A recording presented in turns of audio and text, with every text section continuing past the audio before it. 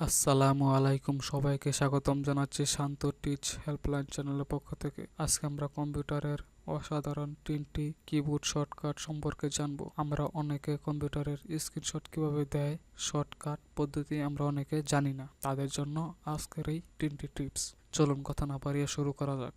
প্রথমে টাচবারের সার্চ অপশনে টাইপ করবেন। টাচবারের সার্চ অপশনে এই লেখাটা লিখে এখানে এখানে ক্লিক করবেন। ক্লিক করার পর আপনাদের সামনে এরকম একটি কম্পিউটার স্ক্রিনে পপ আপ শো করবে। আপনার এখানে নিউ-এ ক্লিক করবেন। নিউ-এ ক্লিক করার সাথে সাথে আপনার কম্পিউটার স্ক্রিনটি এরকম সাদা হয়ে যাবে। নিউ-এ ক্লিক করবেন।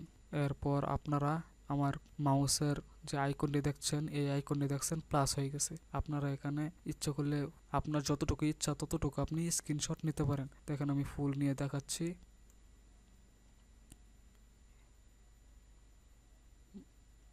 মাউসের রাইট বাটন চেপে ধরে এভাবে টান দিবেন, মাউসের রাইট বাটনটি ছেড়ে দিবেন, দেখবেন স্ক্রিনশট হয়ে গেছে। আপনি যদি সেভ করতে চান, এই যে এখানে সেভ অপশন আছে, এখানে ক্লিক করবেন। এখানে ক্লিক করার সাথে দেখছেন এখানে সেভ হওয়ার জন্য এরকম একটি ডায়লগ বক্স শো করবে। আপনারা এখানে ইচ্ছা করলে এখান থেকে সেভ করতে পারবেন।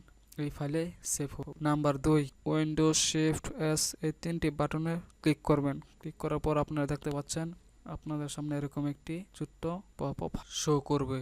আইকনটি দেখতে পাচ্ছেন, এই আইকনটিতে এখানে লাগছে ফুল স্ক্রিন। এখান থেকে আপনি যদি ক্লিক করেন তাহলে ফুল স্ক্রিন স্ক্রিনশট হয়ে যাবে।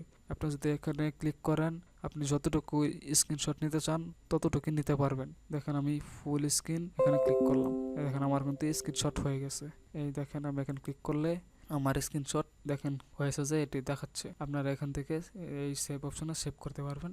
এই দেখেন পিকচারে এখানে আপনারা সেভ করতে পারবেন। পিএনজি আকার এখানে সেভ হবে। আপনারা পরে জেপিজি করে দেবেন। কেউ যদি জেপিজি কীভাবে করতে হয় না পারেন, আমাকে অবশ্যই কমেন্ট করে জানাবেন। এখানে সেভ করে আর জেপিজি করে নিতে পারবেন। নাম্বার 3, প্রথমে উইন্ডো পরে প্রিন্ট স্ক্রিন কিবোর্ডে ক্লিক করার সাথে দেখতে পাচ্ছেন আপনার কম্পিউটারের স্ক্রিনটা একবার ব্লিঙ্ক হয়ে গেছে, এর মানে স্ক্রিনশট হয়ে গেছে। আপনি যদি স্ক্রিনশট দেখতে চান তাহলে আপনি দিস পিসিতে ক্লিক করবেন। ক্লিক করার পর আপনি যে এখানে পিকচারে ক্লিক করবেন। পিকচারে ক্লিক করার সাথে দেখেন স্ক্রিনশট একটি ফাইল তৈরি হয়ে গেছে। এই ফাইলে ক্লিক করবেন। এই দেখেন এই যে স্ক্রিনশট। এভাবে আপনারা এই 3টি কিবোর্ড শর্টকাট পদ্ধতিতে স্ক্রিনশট দিতে পারবেন। ভিডিওটি যদি ভালো লাগে আপনার বন্ধু বান্ধবের কাছে শেয়ার করেন। আমার চ্যানেলটি অবশ্যই সাবস্ক্রাইব করবেন, একটি লাইক একটি কমেন্ট করবেন। ভিডিওটি দেখার জন্য সকলকে ধন্যবাদ।